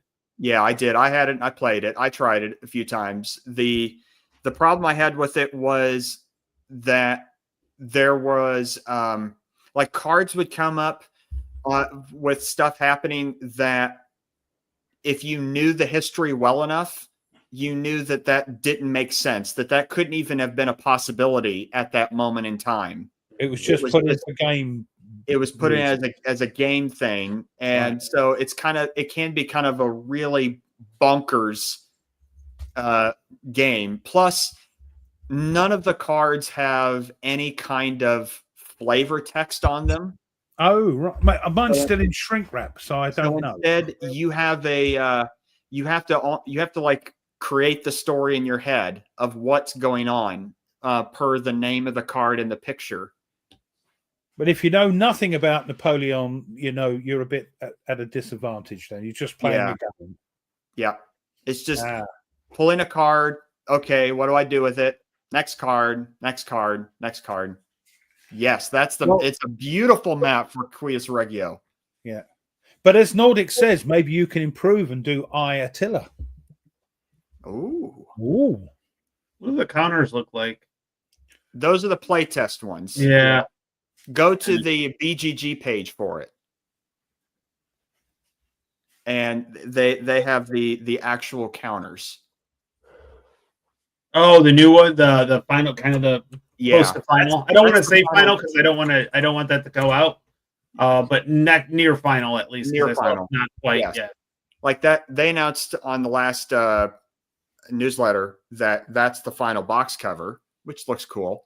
That does. I will admit, for box covers, that's pretty good. Mm-hmm. It's not clip art anymore. So yeah, go into images in there, and yeah, right there, and it's the third image. Yeah, it was in the newsletter a long time ago, but that's actually quite nice. Those are nice. Yeah, it's like it makes it look like period artwork. It looks really cool. I do like it when they put the contemporary pictures of the person who it is, if they've got one. Yeah, you got Wallenstein, Tilly, Spinola, Gustavus Adolphus. And they do it for, I think it was in Musket and Pike, wasn't it? They did the little, was it? Or what's the other game? They had the little figures of the leaders. Yep. Yeah, I do like this. I do like this box art. I do think it's. So what is it? German, Polish? What is it? German. It's a 30 Years' War in Germany, 1618 to 1648. There more than a quarter of I think it was a fifth of all Germans died. More than World War I and World War II combined. Crazy. It took over 100 years to get the population back to what it was. Is this the ultimate game for Eves? Is it going to be his game? It's the ultimate. He's looking for the ultimate 30-year war game. So hopefully, well, I mean, if you look, the Mongols killed so many people that like 10% of the population of the world's population. Yeah, I do. The carbon dioxide even dropped. Wow. I want an Genghis game. And each card you pull is somebody he kills or something? Yes, some mutilation he's done. I believe also that he's related to a percentage of the world population as well. As long as the pictures are of John Wayne playing Genghis Khan. That was the worst. Actually, so they did that movie like near where the nuclear testing was from Saragordo. Not Saragordo. Yeah, well, where they did the Trinity test, and they believe that's where he actually got cancer from. Was because it was still like radiated there. They didn't understand that. Yeah. Okay. Bless him. No, so the 30 Years' War is likely the reason why. Yep. Wouldn't surprise me. Huh. Oh. Oh, He said many suffered from cancer. So, yeah, that film because it was filmed so close to it, it was still radiated, and it was at the time they didn't realize how radiated. Oh, Yes. yeah. Yeah. Terrible. Huh. I hope that wasn't the reason. I'm hoping it's because he enjoyed his He also cigarettes. smoked like 150 a day or 80 a day or whatever, So yeah, he was a chain smoker by all he means. was a smoker. And the That's like best film he ever did was when he was dying of cancer, when he played the old gunslinger, his last film, whose name I can't remember. But a fantastic. I was wondering. So I don't get it. He was typing something. The cat stepped on the keyboard, I think. That's that way you got all them force and M's. Tell me about it. We got another one, haven't we? Ziggy. Dear, oh dear. You got another one? Yeah, she went to pick, because we went on holiday. We had Milo in a cat place, cat hotel, whatever you call them. And there was this cat they wanted to rehome. And she took one look at it and said, yeah, okay. So, yeah, we've got another bloody cat. But he is, there's Milo. But, to be fair, they are completely different. And he tries to get up on the table. I've got to train him not to. And, the old cattle prod helps. So that stops him from doing that. But they are completely different. And the dog. So, yes, 2 cats and a dog. Gold help us as a gamer. Otherwise, I'll end up with lots of 4s when I'm trying to type something. I was like, why is he putting in these numbers? He was taking the Mickey out of the millennials or the Z thingies, But no, it would be funny if it was just 6, 7, 6, 7. Because they jump up on my table here when I'm doing stuff for some reason. They look at stuff that's going on and say, "Oh, there's a person. Let me just go and see." But it's not. It's just me. Now, Tony, what games do you have on the P500 that you're going to be getting? Definitely the Unconditional Surrender, the Western Fronts, and then also the Seljuk, just because the topic interests me. Like that Byzantine Empire time period really does interest me. Because you got those in Infidel, haven't you? Yep, and then also the Cataphract as well has a game. It's interesting, and Nate, I think you'll agree with me on this, is you learn so much when you're a teacher, because like when you're actually college going to become a social studies teacher, you just kind of hit the major topics. Yeah. And then they throw you in a class and you've never heard of half the stuff you're supposed to teach. And I got so addicted to learning, like I'm addicted to learning anyways, but I loved it because I got to learn all this history. I learned more about Japan. And thanks, Charles. Yep. Catch you later. So I learned about Japan during the Warring States period, which is extremely fascinating. I learned about ancient middle to ancient Africa, which is phenomenal. Like unfortunately, we're so European centric that understanding that the writing, the reading, the arithmetic, all these what we consider civilization was going on in Africa. They were quote unquote civilized. There were some huge, absolutely massive empires in southern Africa. You are talking North Africa rather than southern Africa. Like the richest man in the world history. It was Mansa Musa from Mali. Yep, that's Western Africa. Yeah. Right. He literally, my favorite story about Mansa Musa, he went to Egypt and gave out so much gold it was worthless.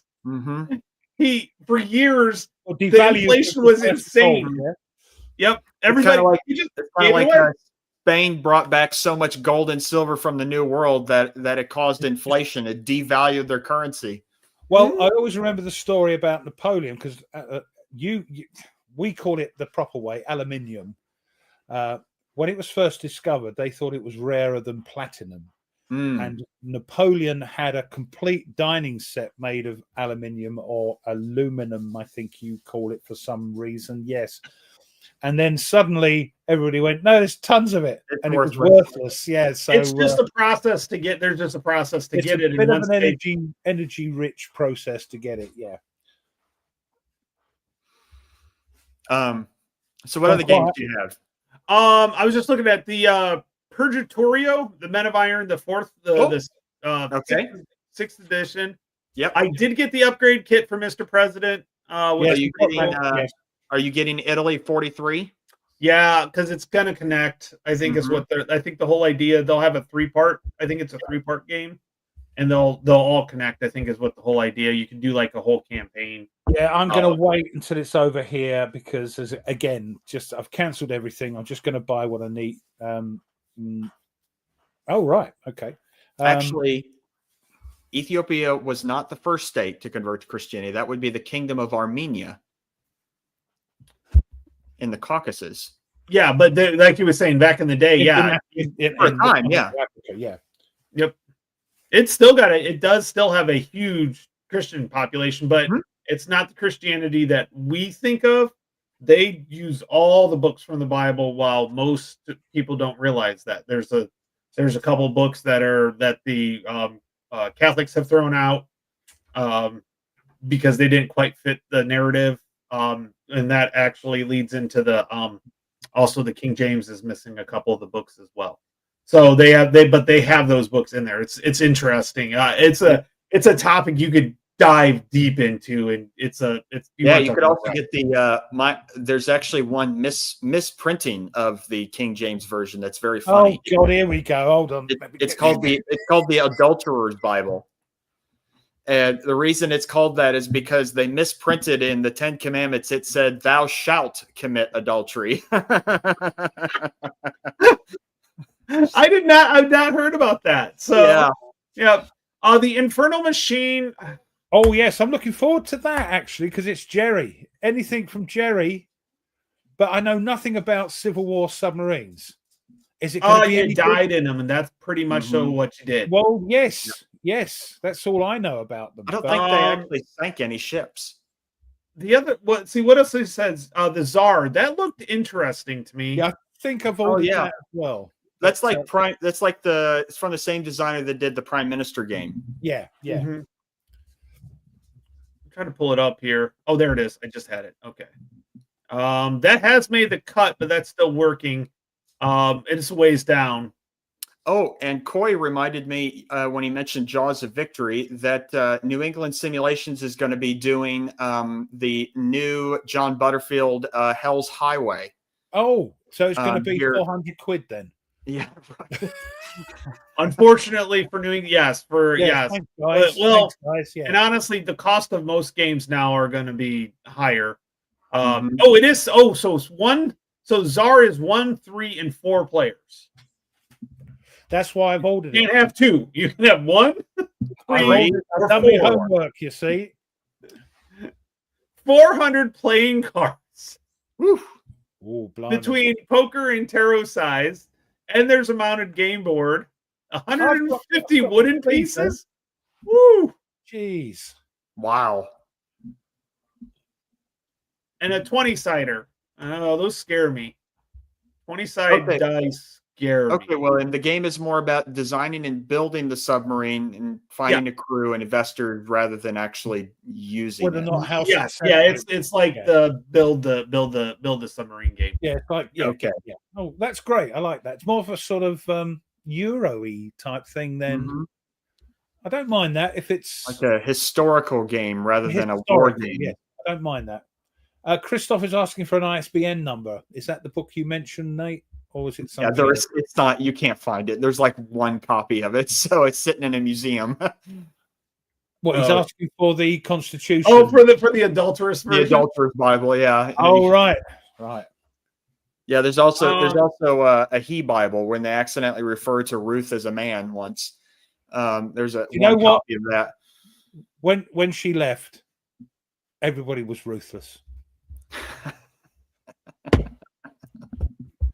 And from what I understand is the 10 Commandments. I know we're going off the top now.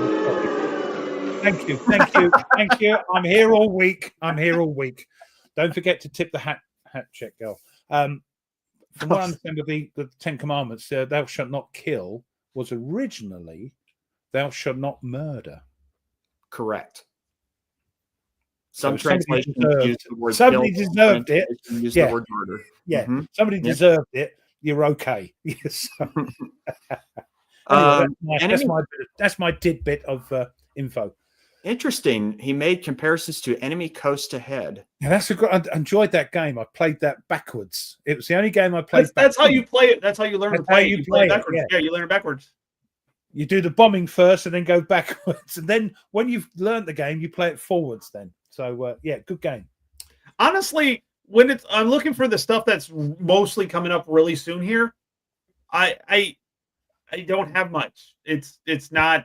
A lot of them are reprints. The Guerrilla Edition is that's a coin game, so I'm gonna have to do that one. But Guerrilla Generation, it's the Cold War insurgencies in Latin America, which is really cool. It's similar to the British way, so they're like 2-player games. Those I don't mind because they're nice and small. I can play them. They're not built for solo, but you can get away with it nice and small. So they're doing the Radio I'm sorry, El Salvador, Nicaragua, Peru. Your hunt for Guzman in Peru. Ooh, that sounds fun. And then the kidnapping officials of People's Prison in Uruguay. Uruguay. Okay. Only in Uruguay. Now, I don't have a coin game, but there is one that I thought about trying. It was the British Way. Fun. Yeah. We started playing it, and then all hell broke out in Palestine. And then things happened in that part of the world, and we had to stop. Oh. But we could play one of the other ones. Yeah, because Kenya's on its own. Yeah.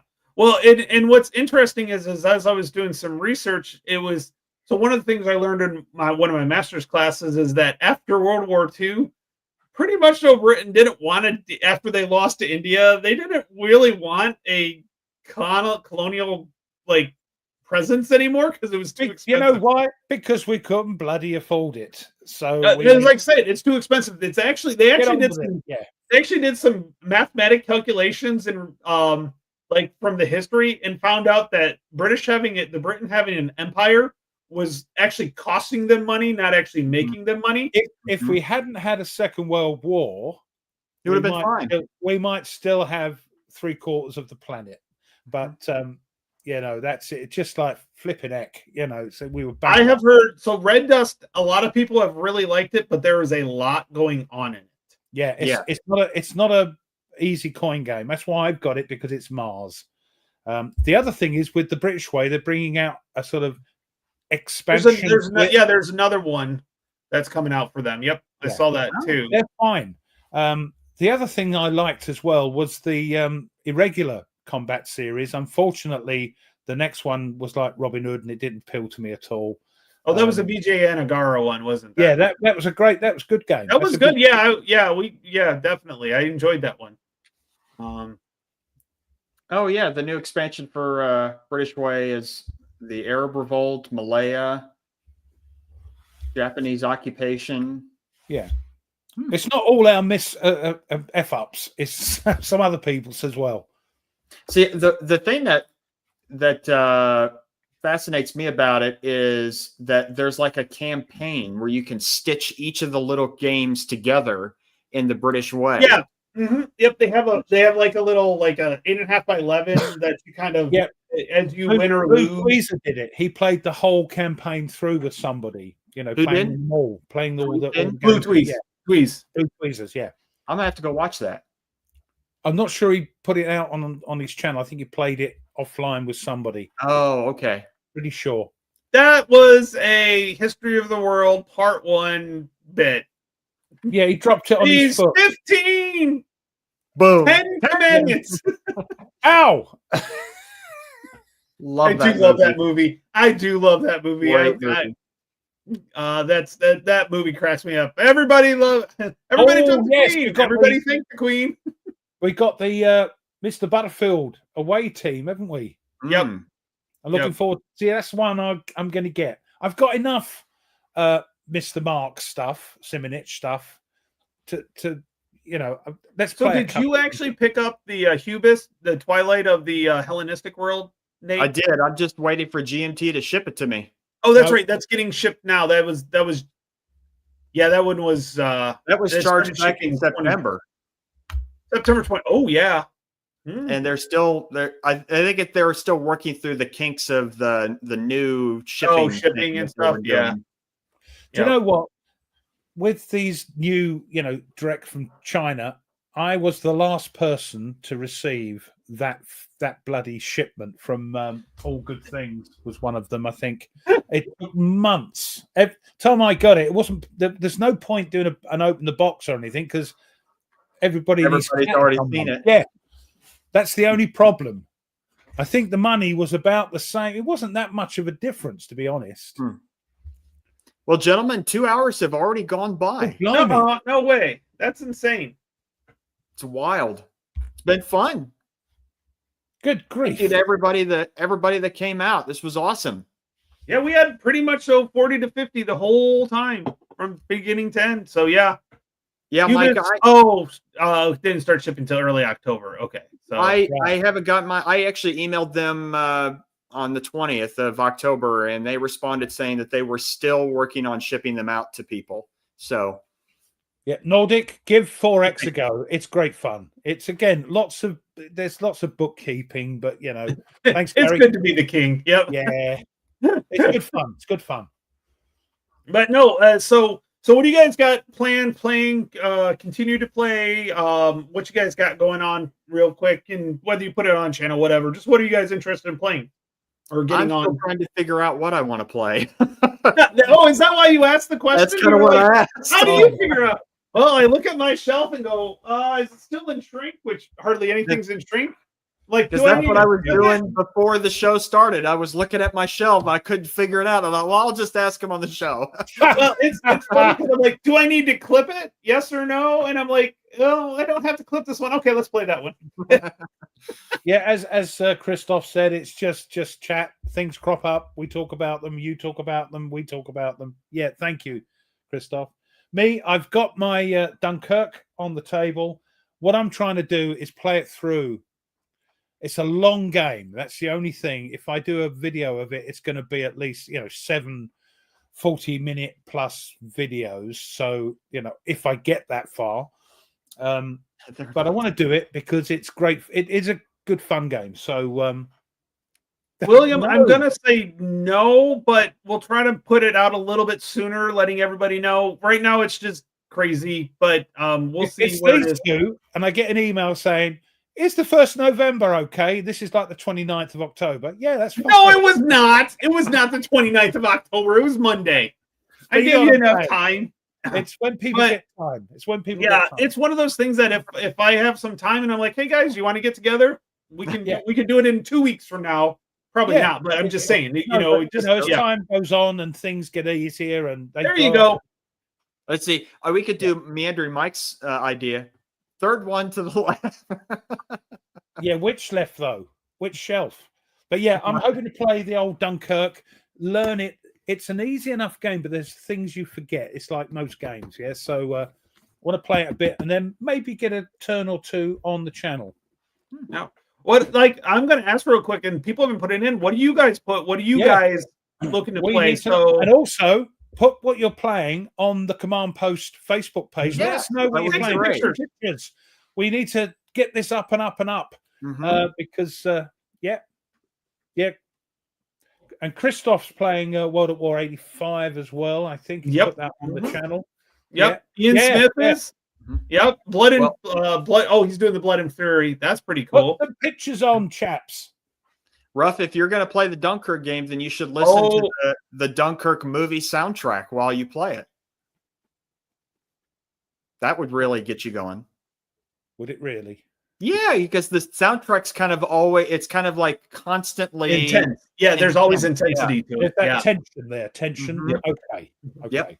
I don't think Mike's doing a glorious chance. He's doing Fighting Formation. Mike, put some pictures on that because everybody keeps wanting me to play a glorious chance there from Gina. So yeah, if you need any help, I did a playthrough with Gina, which I think Mike was the one. His name dropping again. Oh, dear, oh Lord.